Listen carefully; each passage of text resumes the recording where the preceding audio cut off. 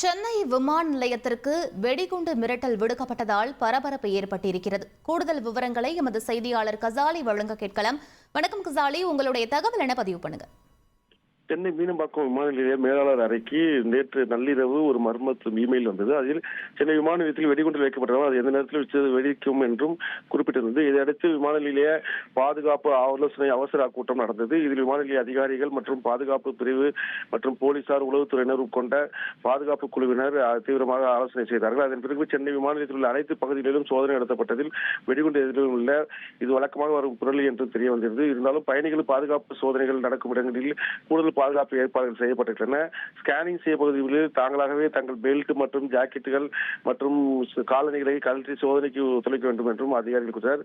இந்த கடுமையான சோதனைகள் காரணமாக சென்னையிலிருந்து Hong Kong, Frankfurt, Kuwait, Dubai, Sharjah, Doha, Muscat, Singapore, Kuala Lumpur உட்பட விமானங்கள் சுமார் அரை மணி நேரத்திலிருந்து ஒரு மணி நேரம் தாமதமாக புறப்பட்டு சென்றன.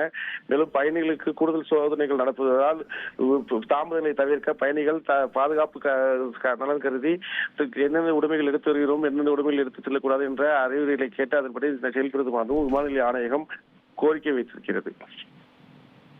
விவரங்களுக்கு நன்றி கசாலி. ட்ரெண்ட ஃப்ரெண்ட் ஆக்கிக்கோங்க. தந்தி டிவியின் சப்ஸ்கிரைபர்ஸ் அண்ட் ஃபாலோவர்ஸ் குடும்பத்துல நீங்களும் இணையுங்க.